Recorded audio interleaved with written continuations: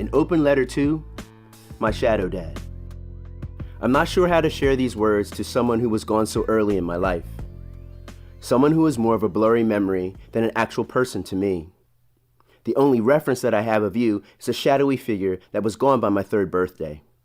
With no recollection of a stern voice or a comforting touch or a smell-good scent or even your laughter filling the house, I decided that it makes more sense to refer to you as my shadow dad. I don't have one picture of you anywhere. I don't have a single snapshot of our family together or you holding your 3 boys in a bear hug. My mom and pop-up would say that my older brother looks an awful lot like you, so this is the best I can do for an image. You're a 6-foot-tall man with a thick build and a full growth of hair on your face. I do recall that your presence was large and dark and you always smelled like alcohol. I can't for the life of me conjure up what our home looked like. I do know what the homes looked like after you left us. Scattered, transient, unpredictable, frightening, dark, and always different addresses. I made a decision to be clever and resourceful in my quest to collect the lifelong lessons that I should have learned from you. I eagerly sought out and devoured insights from an eclectic array of individuals that lived in the neighborhood. Businessmen and laborers, winos and alcoholics, drug dealers and users, sport coaches, some of my peers, old heads at the playground, war vets, school teachers, custodians, and other kids' fathers. So these are my surrogate dads and encouragers that help me on my quest to not let the circumstances that you created dictate my destiny. Pop-up, my grandfather, a loving plus practical man and a great athlete. My pop-up was generous with his time and quick to share an anecdote about life and how to best navigate all sorts of scenarios. His wisdom, wit, simple truths, love of sports, and sartorial splendor, that man had style, have proven to be invaluable for me. Of the many simple truths that Pop-Up shared with me, this one has always stuck. How you do the little things is how you do all things. My 3 closest friends, Norman, Tommy, and Jeffrey. Norman was my partner in boyhood adventures and capers. We became inseparable after we were forced to fight each other when he moved into the neighborhood. Our scuffle was unimpressive, and when it was over, Norman invited me to his house for lunch. Peanut butter and jelly sandwiches was the peace offering. That invitation changed my journey forever. Norman gave me the gift of belonging. Tommy, he was the best athlete in the neighborhood. I used to marvel at Tommy's athletic IQ and his self-confidence. Jeffrey, he was my next-door neighbor. Our backyards were connected by an alley, and we played big kickball games using both backyards. Jeffrey and I had a lot of talks between our rooms because they faced each other across the alley. Our friendship was always unconditional. The crew, Ricky, Chucky, and Stevie. Ricky had the best driveway for street hockey games, and Ricky's dad seemed to always find time to be present. Chucky, he was my first business partner. We had a lawn-cutting, snow-shoveling business together when we were 12 years old. We were all about the hustle to make some money. Stevie and I formed a dynamic duo in the backfield for the football teams in our junior high school. We would always pick each other up after being tackled. Stevie had my back all the time. The old heads, from our high school and neighborhood sports legends who worked for the township as laborers. The old heads were quick to teach me real-life lessons that always started with this phrase, "Listen here, young buck." 2 big lessons learned from the old heads. Don't you ever let somebody take your heart, and we are built different here. My first boss, Earl, a philosophizer of life plus lover of libations. When I was pots and pans man at a nursing home at the age of 15, Earl doled out gems of wisdom often, and the words flowed more freely after he had some vodka and orange juice. 3 memorable pearls of wisdom from Earl. Don't be on time, be early. If you ain't willing to do it well, don't bother to do it at all. I've seen a lot of things in my day, but I know there's something new to see every day, so stay curious. The great black hope, Pancho. He was a black ice hockey player. He was our Jesse Owens, a trailblazer on skates. Pancho taught me the importance of always being true to myself, no matter what.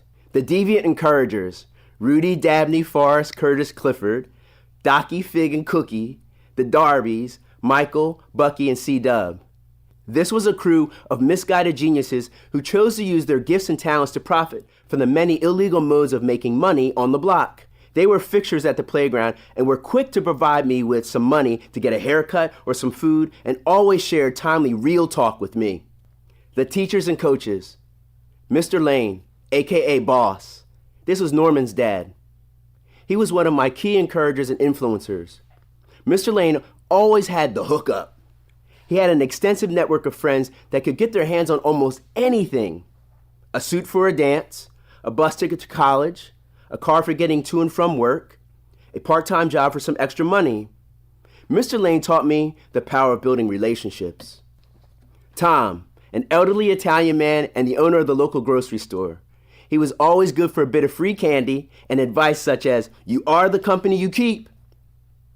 Mr. Hamilton. He was my principal in elementary school and high school. He was a witty and wise individual, and he always knew when I was up to something. He was all about know thyself. Uncle Donald. He was always around the house and came to be known as my uncle, but he wasn't blood related. He was with my grandmother when she died of a heart attack at an event in Philly. He told me the hardest thing he ever had to do was to bring my mom's things to the house and tell my grandfather that she had passed away. Uncle Donald taught me how to be courageous in a difficult situation. Uncle Bobby, this is my Aunt Sandy's husband.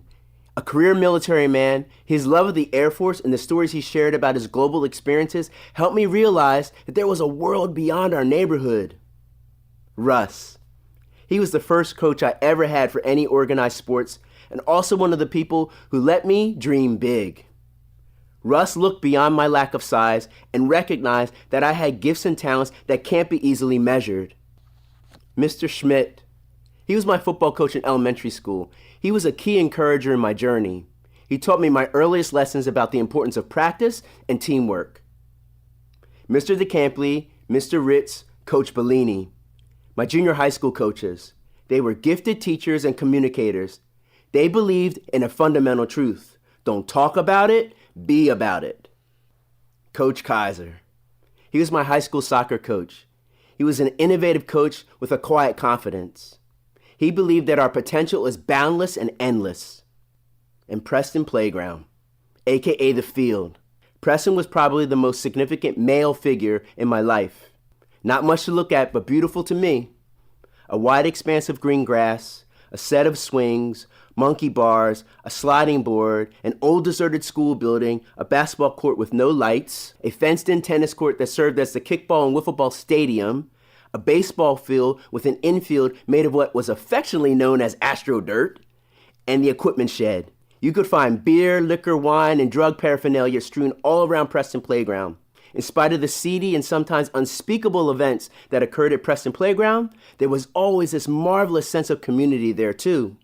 It was the heart of the block, and it was the convening place for anything that was significant in the neighborhood.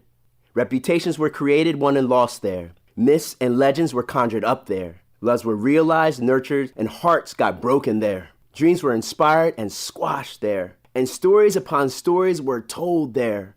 Preston was my other home, considering how much time I spent there. That playground was the biggest influence in my life.